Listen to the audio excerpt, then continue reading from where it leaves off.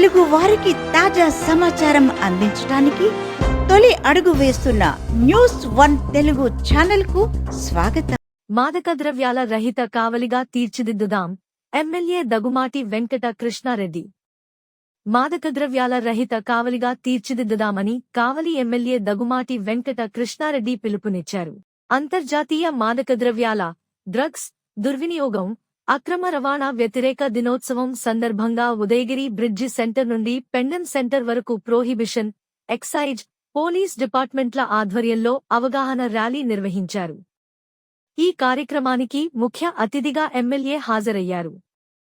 విద్యార్థులతో కలిసి మాదక ద్రవ్యాలకు వ్యతిరేక నినాదాలు చేస్తూ ఉదయగిరి బ్రిడ్జి సెంటర్ నుంచి పెండెం వారి వీధి వరకు భారీ ర్యాలీ నిర్వహించారు.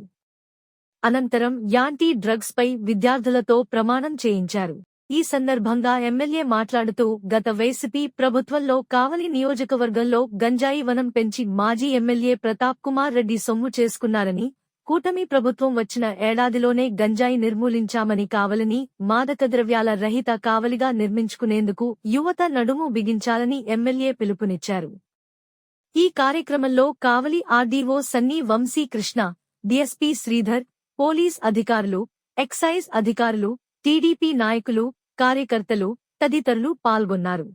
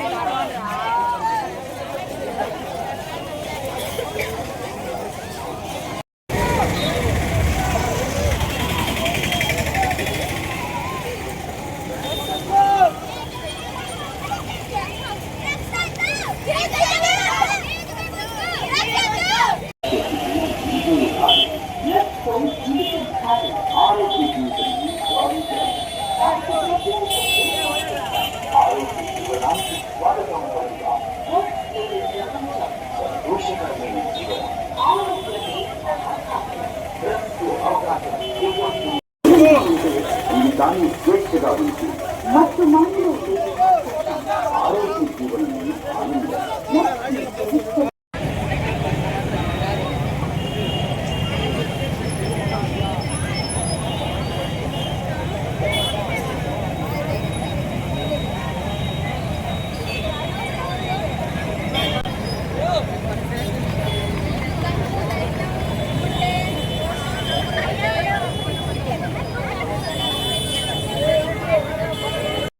ఇట్లు కమిషనర్ కావలి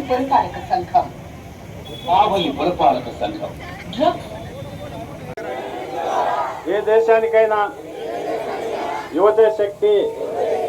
సమాజం మరియు దేశం అభివృద్ధిలో యువత శక్తి ముఖ్యమైన పాత్ర పోషిస్తుంది.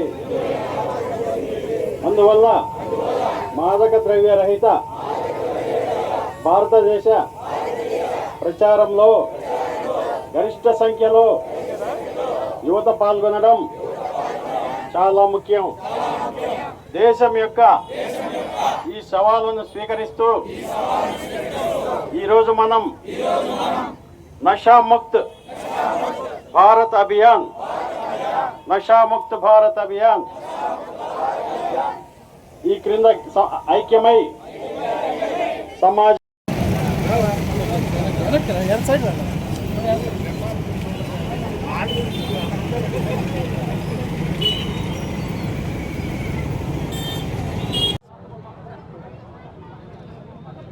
ఈ రోజున రాష్ట్ర వ్యాప్తంగా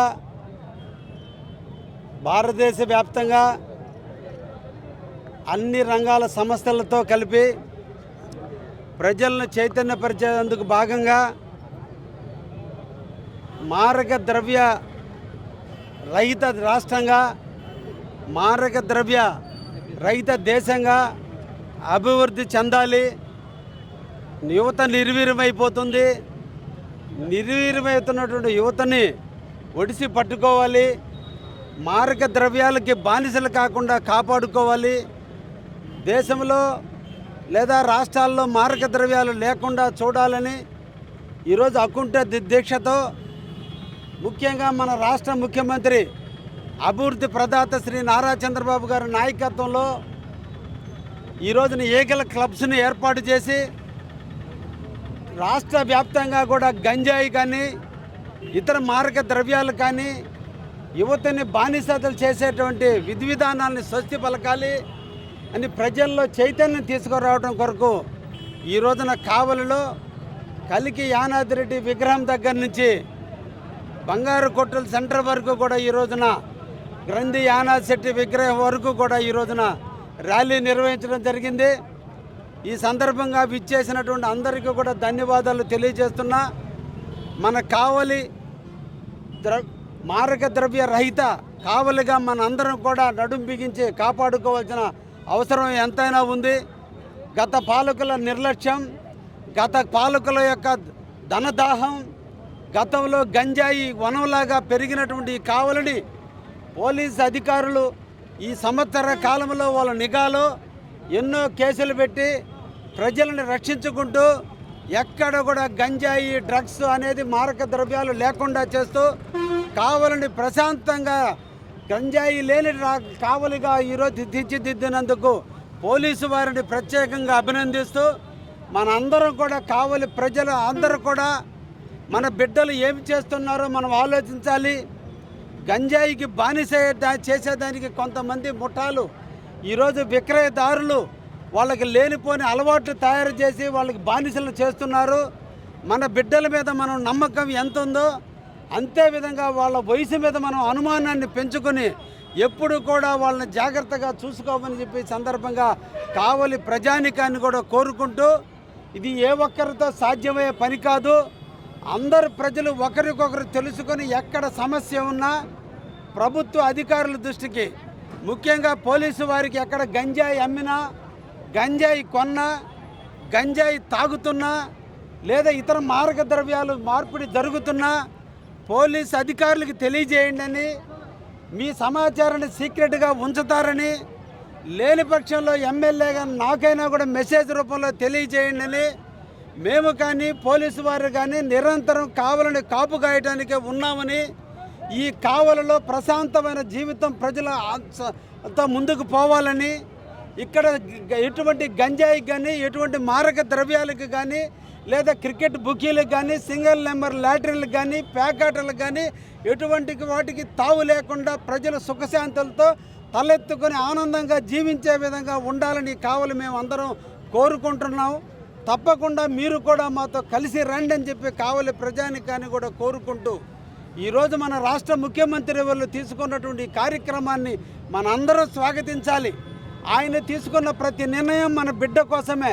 మన బిడ్డల భవిష్యత్తు బాగుండాలి, మన ఆంధ్రప్రదేశ్ బాగుండాలి, ఆరోగ్య ఆంధ్రప్రదేశ్గా ఉండాలి, స్వర్ణాంధ్రప్రదేశ్గా ఇది రూపాంతరం చెందాలి, మారక ద్రవ్య రహిత ఆంధ్రప్రదేశ్గా ఎదగాలనేటువంటి ముకుంఠత దీక్షతో వీరు చేసేటువంటి యజ్ఞానికి మనందరం కూడా కలిసి రావాలని ప్రజానికాన్ని కోరుకుంటూ, గత పాలకులు ముఖ్యమంత్రి స్థానంలో కూర్చున్న జగన్మోహన్ రెడ్డి దగ్గర నుంచి కావలిలో ఎమ్మెల్యేగా పనిచేసిన ప్రతాప్ కుమార్ రెడ్డి వరకు అంచెలంచెలుగా గంజాయి అమ్ముకుని ఆఖరికి ప్రజల శవాల మీద చిల్లరేరుకునే దుస్థితికి వచ్చినటువంటి గత ప్రభుత్వ వైఫల్యాలు, పేరుకి అల్లూరి సీతారామరాజు గారు స్వాతంత్రం కోసం పోరాటి రక్తం చిందించిన గడ్డ మీద గంజాయిని పెంచి కొన్ని వేల ఎకరాల్లో గంజాయిని పెంచితే ఈ రోజున ఈ ప్రభుత్వం ఆ గంజాయిని ధ్వంసం చేసి గిరిజనులందరికీ కూడా సాగుబడి చేసుకునే దానికి వ్యవసాయ పనిముట్ల కాడి నుంచి అన్నీ ఇచ్చి ఈరోజు వ్యవసాయ పరంగా వాళ్ళని అభివృద్ధి చేస్తూ ఆంధ్రప్రదేశ్లో గంజాయి అనేది లేకుండా చేసిన